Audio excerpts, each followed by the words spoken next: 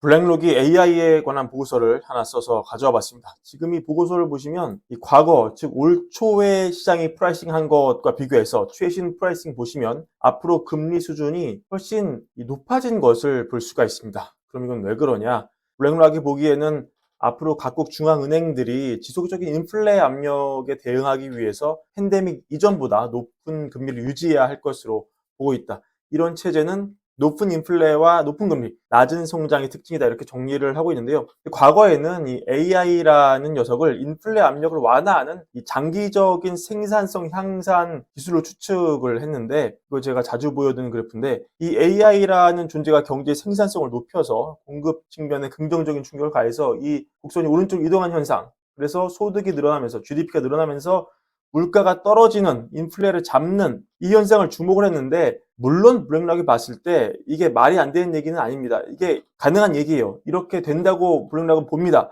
근데 문제는 이게 어떻게 된다? 이게 단기적인 효과가 날 것으로는 보이지 않는다. 오히려 단기에는 이 생산성 향상 효과보다는 AI 데이터 센터 초기 자본 지출에 따른 인플레 상승 효과가 더 크다. 지난해 챗GPT 나온 뒤에 이 회사별로 AI 투자를 진짜 많이 했고, 심지어 이런 거에 따른 이 병목 현상까지 나오고 있다. 그래서 AI가 생산성을 향상시키기 이전에 이런 투자 과열에 따른 인플레를 초래할 가능성이 큰데, 시장이나 중앙은행은 이런 뉘앙스에 대해서 미처 인식을 못하고 있다. 그러면 블랙록이 하고 싶은 얘기가 뭐냐? 인플레가 재발하니까 시장이 박살난다는 그런 얘기냐? 그게 아니다. 우리는 AI를 주도하는 그런 그림이 6개월에서 12개월 동안 수익을 주도할 가능성이 가장 높다고 본다. 그래서 우리는 이 AI와 테크의 오버웨이트 해놓은 상태고, 심지어 AI 랠리는 이 수익성도 뒷받침이 되고 있고 더 많은 상승 여력이 있다고 본다. 우리는 AI를 버블이라고 보지 않고 이 메가캡 테크 주식들의 이 주가는 과거 닷컴 버블 시절의 거품 때와는 다르다. 기업 재무가 탄탄하고 수익 모멘텀이 훌륭하다. 심지어 높은 금리마저 이겨낼 수 있는 안정된 부채 수준을 가지고 있다. 수익이 계속 개선되고 있고, S&P 500 11개 부문 중 8개 부문이 1분기에 순이익 마진을 확대했다. 이렇게 분석을 하고 있습니다. 근데 이 블랙록의 보고서가 물론 맞다는 보장은 없죠. 세상에 전체적으로 맞는 보고서는 없기 때문인데, 하지만 만약에 우리가 이들의 문제의식을 받아들인다면 앞으로도 소수 AI 관련 테크주들의 주가는 더 가고 인플레가 생각보다 떨어지지 않을 것이기 때문에 금리에 민감한, 금리 인하 기대감으로 갈 수 있는 주식들, 즉 할인율에 민감한 소형주들은 더 못 갈 가능성이 높겠다. 이렇게도 분석할 여지가 있겠습니다.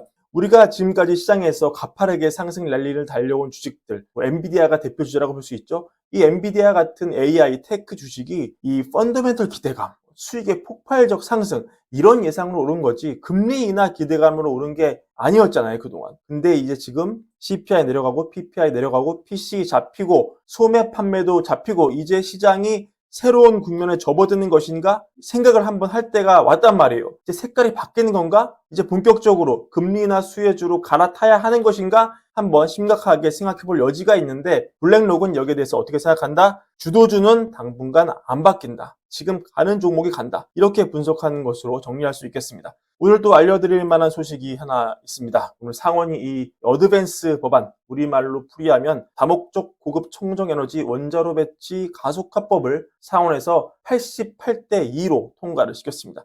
이 법이 하원에서 365대 33으로 올 초 통과가 된 데 이어서 상원에서 압도적인 표차로 통과가 됐기 때문에 이제 바이든 대통령 서명만 남은 상황입니다. 바이든 대통령은 무난하게 서명할 것으로 보입니다.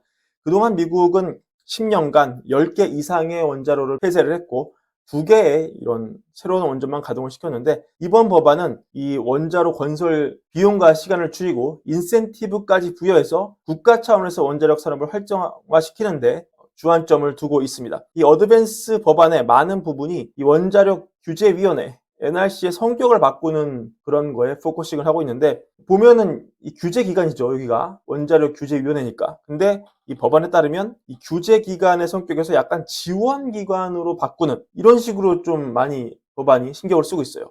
원자력 에너지 민간 사용의 허가와 규제를 효율적으로 하면서 이 원자력 기술의 민간 사용 혜택을 불필요하게 막지 않도록 하는 그런 미션을 부여를 했고, 허가 과정도 가속화하고 또 직원을 더 뽑아가지고 미국 기술의 국제시장 수출의 승인을 개선하고 독려하는 그런 법안을 목표로 하고 있습니다. 이 상원에서 2명이 반대를 했잖아요. 그 중에 하나가 이 대선 주자로 유명했던 버니 샌더스였습니다. 샌더스 의원의 평소 소신대로라면 충분히 반대가 예견되는 그런 상황이고, 이 샌더스 상원 의원은 이 폐기물 관리 문제를 이유로 들어서 새로운 원전 건설은 중단돼야 하며 태양광이나 풍력, 지열 같은 신재생 에너지 사용을 더 장려해야 한다고 그렇게 주장을 했습니다. 하지만 이 88대 2라는 압도적인 표결에서 볼 수 있듯이 원전 산업에 임하는 미국의 지금 상황은 거의 초당적인 찬성이다, 이렇게 볼 수 있겠습니다. 사실은 미국은 이 원전 산업의 태동자나 마찬가지로 볼 수 있죠. 훌륭한 기업도 많이 있었습니다.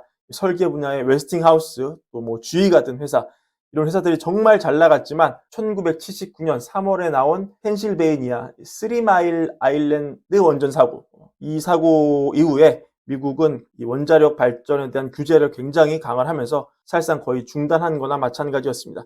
하지만 이러면서 미국의 원전 경쟁력은 급감을 했고, 이걸 틈새를 뚫고 나간 게 중국과 러시아였습니다. 지금 중국과 러시아는 전 세계 원전 시장을 거의 독점을 하고 있고, 심지어 둘이 합심을 해가지고 달에 건설할 원전 개발까지 착수했다는 뉴스가 나오고 있습니다. 그러면서 시간이 흐르면서 원전 시장은 이 소형 모듈 원자로 SMR 시장으로 개편이 되고 있고, 이게 굉장히 수익성을 높여주는 그런 알짜 효자 산업으로 부각을 하고 있죠. 미국이 이제 깨달은 겁니다. 여기서는 더 밀리지 말자. 다짐을 한 거죠. 이 시장이 완전 노다지인데 중국과 러시아가 더 이상 시장을 잠식하게 만들면 안 되겠다. 여기서 이 터닝 포인트에서 막대한 투자 통해서 기술 우위를 가져가고 글로벌 경쟁력을 되살리자. 더 근본적으로 미국이 지금 글로벌 세계 1위 원유 생산 나라가 됐지만 이 저탄소 시대로 가는 과정에서 원전을 배제하고는 불가능하다. 최적의 포트폴리오 에너지 믹스를 이룰 수 없다, 이렇게 보는 것으로 볼 수 있습니다. 결국 이거는 미국 주도의 원자력 투자가 앞으로 쭉 이어질 것을 암시하고,